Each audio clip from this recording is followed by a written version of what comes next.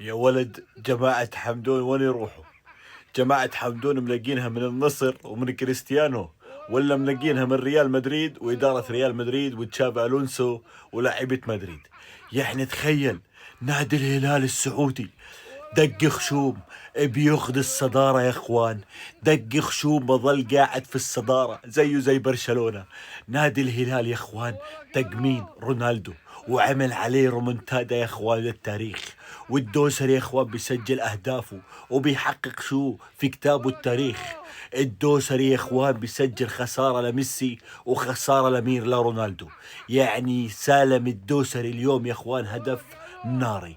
وكنه يا اخوان اوعى تكنوا جماعة حمدون عن نوم، تراكم امبارح متألمين، واليوم نادي الهلال السعودي خلاكم تعرفوا انه هو زعيم اسيا خاوة عنكم.